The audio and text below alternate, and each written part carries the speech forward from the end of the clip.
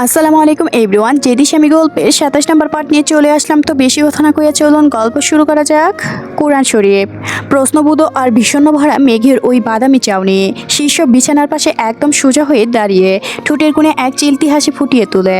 বড্ড মনোময়, মুগ্ধকর আর পুরুষতৃপ্ত সেই হাসি। তোমায় আমি পৃথিবীর সবচেয়ে দামি মহারণা দিয়েছি মেঘলা, পবিত্র আল কোরআন।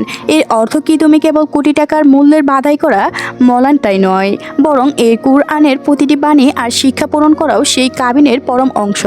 আর দেখো, এই কোরআনের পাশে রাখা আছে দেড়মোহরের লিখিত বাকি, দেনা মোটানোর রসিদ ও নথিপত্র। স্ত্রীর মহারণা সম্পূর্ণ অপরশতে রেখে এই মেজরের পক্ষে তার আখিরাতে সেই সঙ্গী নিয়ে ছায়া বড্ড নিষিদ্ধ প্রিয়া। মেঘু একদৃষ্টিতে অপলক চেয়ে থাকে শিষ্যের ওই তীব্র গম্ভীর গৃহে রাঙা চোখ দুটোর পানে। নিজের ওই নিষ্পাপ চোখ জোড়া দিয়ে যেন অরহণ খুঁজে চলছে সেইখানে সম্মান বোধ হয়। আর গম্ভীর সেই সাগরে ও তা পেয়েও গেল সুধুরের মূল্যে। শীর্ষ অক্ষিজোড়া আজ ওর প্রতি উচ্চপে পড়েছে অসীমান সম্মান, গভীর গভীর শ্রদ্ধা আর এক পাহাড় পরিমাণ বিশ্বাস। আর একজন নারীর জন্য সেই এর চেয়েও বড় কোনো পাওয়ার হতে পারে না। মেঘু আজ তাতেই ধন্য, তাতেই পুরোপুরি পূর্ণ। মেঘু পরম শ্রদ্ধায় আল কোরআন শরীফটি তার নির্ধারিত পবিত্র স্থানে তুলে রাখে। লেহেঙ্গার ভারী ঘেরটা সামলাতে ছোটো ছোটো পায়ে এগিয়ে এসে শিষ্য একদম মুখোমুখি দাঁড়ায়। ও হাঁটু গিরে নিচে ভয় শিষ্যর পা ছুঁয়ে সালাম করার উদ্দেশ্যে মাথা নত করতে গেলে শিষ্যর সাথে সাথে দু হাত ধরে ও নরম বাহু দুটো ধরে ওকে বাধা দেয়। তোমার স্থান আমার পতনে নয় মেঘা, আমার বুকের বাম পাশে। নারীকে পুরুষের মাথা কিংবা পায়ের হাত থেকে সৃষ্টি করা হয়নি, তাকে সৃষ্টি করা হয়েছে পুরুষের বুকের বাম পাশের পাঁজরের হাড় থেকে, যাতে সে হৃদয়ে দিয়ে আগলে থাকে। রবের দেওয়া সৃষ্টির এই নিয়মকে অবজ্ঞা করো না।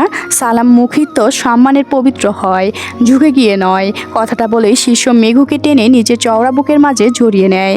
ওর মাথায় থাকা রেশমি সুতোর গাঢ় কাজ করা ওই ওড়নাটার ওপর আলতো করে স্পষ্ট ঠোঁট জোড়ায়। তারপর নিজের সুঘটিত থুতনি মেঘের নরম মাথায় ঠেকিয়ে বড্ড ও গম্ভীর ও আকুল গলায় এক আবদার পেশ করে, তোমার কাছে আজ রাতে একটা পরম জিনিস চাইব, পিয়া আমায় দিবে?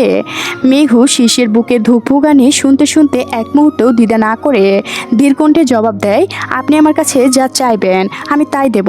মেঘু নিশ্চিত উত্তরে শিষ্যর মুখশ্রুদ্দের এক অমায়িক ও গম্ভীর তৃপ্ত হাসি ফুটে ওঠে। সে মেঘুকে নিজের বৃক্ষপিঞ্জ থেকে খানিকটা আলাদা করে ও নিটল আনরটা পরম মমতায় নিজের দু হাতে আজলাম তুলে নেয়। তারপর ওর গাঢ় বাদামি মায়াবী চোখের গভীরে নিজের প্রখর গিয়া চোখ জুড়ু বৃদ্ধ করে এক অদ্ভুত আত্মাধিক আকুলতায় মেঘুর পুরো সত্তাকে যেন আচ্ছন্ন করে ফেলতে চাইল। হাসরের সেই কঠিন ও ভয়ের ময়দানে যদি কোনো দিন রবের তরফ থেকে সাফাইতের কোনো সুযোগ পায়, তবে চিরকালের জন্য এই আমায় মির্জাকে চিও মেঘলা। আমার প্রাপ্য পুণ্যের পাল্লা সমান নাকি অসমান তা আমি জানি না, তবে হাসরের ওই কঠিনতম সময়ে হিসাব নিকাশের দিনে আমি তোমাকে আমার পাশেই চাই। আমাদের এই পার্থিব জীবনটা বড্ড ছোট প্রিয়, কিন্তু আখিরাতের জীবনটা বিশাল, বড্ড কঠিন। সেই অন্তত কঠিন সময়ে কেবল আমার পাশে থেকো, এটা আমার একমাত্র মোহরানা। শিষ্যর এমন অপার্থিক কথাগুলো মেঘের কমল বুকে যেন তীরের মতো গিয়ে বিদা হলো। এ কি ভীষণ নিয়তি, কি গম্ভীর আকুতি লুকিয়ে আছে এই মেজরের তৃপ্ত কণ্ঠে। বাসরাতে অগ্নিশোনা এমন এক স্বর্গীয় উপহার আবেগে তিনি নিজের স্বপ্নেও কোনোদিনও কল্পনা করতে পারেনি, যার কোনো বাবার পরিচয় নেই, যার মায়েরও লোকলজ্জার আত্মহত্যা করেছিল। সমাজের চোখে এমন এক অপয়া কলঙ্কিত মেয়ের ভাগ্যে মহান আল্লাহ এমন কি পবিত্র ও বিশাল হৃদয়ের পুরুষকে লিখে রেখেছেন। এর চেয়ে পরম সৌভাগ্য আর কি বা হতে পারে ওর জীবনে। মেঘু জলে ভরপুর বাদামি চোখ দুটো তুলে পরম ভালোবাসায় শিষ্যের চাইল, তার প্রতি প্রতিজ্ঞা গলায় উচ্চারণ করল, ইহকাল কিংবা পরকাল কোনো অবস্থাতেই আমি আপনার এই হাত দুটো ছাড়ব না মেজর সাহেব। যেখানেই যাবেন এই আপনাকে পরম সঙ্গী করেই যাব। তবে আপনার কাছে আমার একটা শেষ চাওয়া রইল, রবের ডাকে সে পৌঁছানোর পূর্বে দয়া করে আপনি নিজের হাতে আমায় মেরে ফেলবেন, কারণ এই দুনিয়ায় বা ও পরকালে আপনাহীন বেঁচে থাকা কোনো মানব বসন এই মেঘলার আর নেই। শিষ্য আর একটি শব্দ উচ্চারণ করল না, পরম নীরবতায় মেঘুকে আবারও নিজের বুকে গভীরে আগলে নিল। কতটুকু ভালোবাসলে এই একটা মানুষ আরেকটা মানুষের পরকালের সঙ্গী হওয়া এবং আকুলি বিনতি জানাতে পারে। কিছু সময় এই নিঝুম নিস্তব্ধতায় নির্ভর কেটে শিষ্য আলতো করে মেঘুকে নিজের বড্ড চোখ হতে আলাদা করে দিল। তারপর ঠোঁটের কোণে এক চিলতি স্নিগ্ধ হাসি তুলে বলল, এবার এই ভারী পোশাক ছেড়ে ফ্রেশ হয়ে এসো পিয়া, আমার সাথে 2 রাকাত নফল নামাজ আদায় করবা। মেঘু মাথা নেড়ে আলতো পায়ে ওয়াশরুমের দিকে পা বাড়ায়। ও ভিতরে ঢুকতে শিষ্য নিজের পরনের ভারী পোশাকটা ছেড়ে আরামদায়ক টি শার্ট আর ট্রাউজার পরে নেয়। মেঘু ওয়াশরুমের কপাট খুলে বের হতেই শিষ্য ওর দিকে সরাসরি না তাকিয়ে ধীর পায়ে ঢুকে অজু করে আসে। এরপর বরকনে দুজন পাশাপাশি জায়নামাজ বিছিয়ে গম্ভীর ধ্যানে নফল নামাজ আদায় করে। সালাত শেষ করে হাত তুলে রবের দরবারে তাদের এই নতুন পথ চলার জন্য অবশিষ্ট কল্যাণ ও শান্তি আর হেদায়েত কামনা করে। মুনাজাত শেষে জায়নামাজ গুটিয়ে রাখার সময় মেঘু মনে চেপে থাকা প্রশ্নটা আর আটকে রাখতে পারল না। সে কিছুটা দ্বিধা আর মৃষ্য কণ্ঠে শুধরালো, আমার ওই কুৎসিত জন্ম পরিচয়ের সবটা জানার পরও আপনি আমায় এভাবে আপন করে বিয়ে করে নিলেন মেজর সাহেব? মেঘের এই সেই করুণ প্রশ্নটা শিষ্যের কান অব্দি পৌঁছালো। ও ধীর হাতে জায়নামাজ দুটো গুছিয়ে এক পাত্রে রেখে একদম কাছাকাছি চলে আসে। বিছানার কিনারায় বসে মেঘুকে পরম মায়ার পিছন থেকে জড়িয়ে নিজের বুকের সাথে জড়িয়ে ধরে। মেঘুর সুবাসী চুলে নিজের মুখ গুজিয়ে হেমশীতল ও গম্ভীর কণ্ঠে বলে, তোমার জন্ম কিংবা অতীত পরিচয় নিয়ে এই শিষ্য কায়দারের বিন্দুমাত্র যায় আসে না। মেঘলা, তুমি যেমনই হও না কেন ঠিক তেমনই আমার। আকাশের ওই অপরূপ চাঁদের গায়েও তো কত কলঙ্ক জমা থাকে, তা বলে কি চাঁদের আলো কমে যায়? আমার রূপালী চাঁদের গায়েও যদি সামান্য কলঙ্ক থাকে তাতে আমার এই ভালোবাসার কম কি যায় আসে? এতে আমার কোনো সমস্যা নেই প্রিয়া, কারণ তোমার পাশে আমার পাশে পেয়ে আমি নিজেকে সত্যিই বড্ড বেশি খুশি মনে করি। শিষ্যের মুখ থেকে এই উফরে পড়া এই অগাধ বিশ্বাসের বাণী শোনা মাত্র মেঘুর 2 গাল বেয়ে টুপ টুপ করে আনন্দের অস্ত্র গড়িয়ে পড়ল। এক অদ্ভুত সুখের হাহাকার, ওর পুরো আনন্দ তোলপাড় আর আনন্দের শুরু হয়ে গেল। যুগে যুগে কি মানুষ আদৌ এতটা নিঃশ্বাস ও পবিত্র হতে পারে?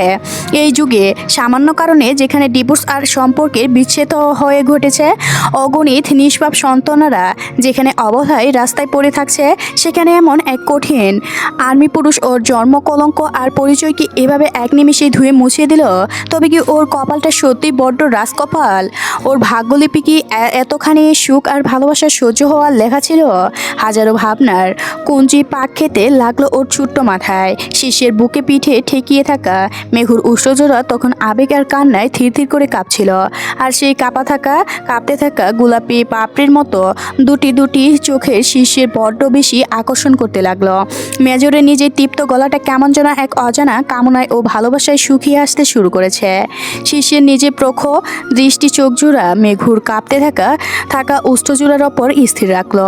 ও ঘন নিঃশ্বাস ভারী হয়ে উঠল। তীব্র এক আবদার প্রকাশ করে বড্ড গভীর ও মাতাল কণ্ঠে ফিসফিস করে বলল, তোমার ওই মিষ্টি উষ্ঠজোড়ার সামনে একটু ছুঁয়ে দাও প্লিজ প্রিয়তমা। শিষ্যের এমন সরাসরি ও আদিম আদবের গভীরতা বুঝতে পেরে মেঘু 1 সেকেন্ডও সময় লাগলো না। লজ্জায় আর পুলকে ওর নিজের চোখ দুটো এক ঝটকায় শক্ত করে বন্ধ করে ফেলল। মেঘের দেহে থরথর কাঁপন আর মৌ অর্থসম্পূর্ণ শিষ্যকে সবুজ সংকেত দিয়ে দিল। শিষ্য আর এক মুহূর্ত কাল বিম্ব না করে সোজা ঝাঁপিয়ে পড়ল মেঘুর ওই নিটুল উষ্ঠদোড়ায়। পরম তৃষ্ণা ধীরে ধীরে শুষে নিতে লাগলো ওর সকল শুদ্র আর মিষ্টিতা। সে অপরূপ ভালোবাসার মিষ্টি স্পর্শ আর তৃপ্ত মুহূর্তের মধ্যে ছড়িয়ে পড়ল উভয়ের শিহরিত তনুদেহের প্রতিটি রক্ষে।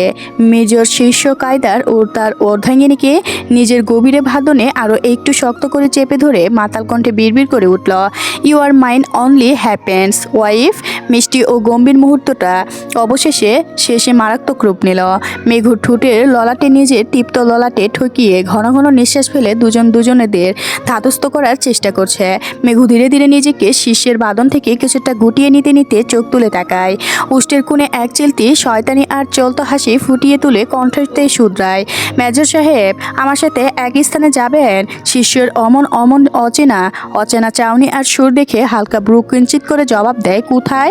আপনাদের এই কায়দার বাড়ির ঠিক পাশের বাছায় সগির আলী শেখের ওই মস্ত বড় আম আর জামফল বাগানে। শিষ্যের নিজের কপালে আরও গুটিয়ে বেশ অবাক হয়ে শুধরায়।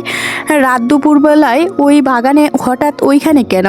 মেঘু নিজের শাড়ির আঁচলটা কোমরে শক্ত করে গুজে নিয়ে মুখে এক স্বর্গনীয় বিদ্রোহ ফাঁচি ফুটিয়ে রসিয়ে রসিয়ে ভাঙা ভাষায় ঢলে বলল, কেন আবার চুরি করতে প্রাণসুধা?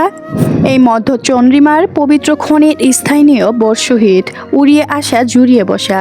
আমরা দুই চুরি করবি ওই বেটা সগির আলীর সুভাষিলীয় ফুলকানের খুন্ডি খুন্ডি তরুলের সুমিষ্টি ফলবিজিত বাগানের চারপাশে সমস্ত গাছগাছালির পিচ্ছিল হয়ে অবস্থা করেছে।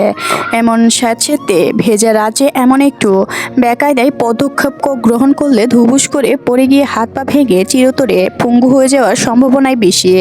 সবার সামনে গাছে উঠতে গিয়ে লজ্জায় সঙ্গীত হয়।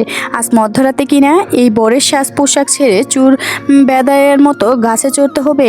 মনের গহীনে অচেতন ভয়কে হৃদয় স্থান দেয়। জীবনের প্রথম এই নতুন বিবাহিত কনেকে সঙ্গে নিয়ে মেজর এসে পৌঁছালো সগির আলীর সেই কুখ্যাত আমবাগানে। বুড়ো সগির আলীর আম গাছগুলো আকৃতি বেশ মোটামোটা সেই এই প্রাচীন বাগান। একটা বিশালাকার আম বৃক্ষের গায়ে আলতো করে নিজের হাতখানা হাতে রাখতে পরম শঙ্কিত শীর্ষ ও পাশে দাঁড়িয়ে থাকা ছোট্ট বউটাকে শুধরালো। এমন অবস্থাতেই এই পিচ্ছিল গাছে ওঠা বড্ড ঝুঁকিপূর্ণ পিয়া। অসাধারণভাবে পিছলে পড়ে যাওয়ার সম্ভাবনা কিন্তু আজ অন্তত বেশি। তো আজকের গল্পটি এ পর্যন্ত শেষ হয়ে গেল। পরবর্তী পার্টের জন্য অবশ্যই এই চ্যানেলটি সাবস্ক্রাইব করে রাখবেন। তো একটু অসুস্থর কারণে তো আমি দুটি পার্টি দিলাম, তো আর দিতে পারলাম না, তো একটু মানিয়ে নেবেন। তো আমি ঠিক হয়ে গেলে তো আরও বেশি করে পার্ট দিব। তো ধন্যবাদ সবাইকে, ভালো থাকবেন।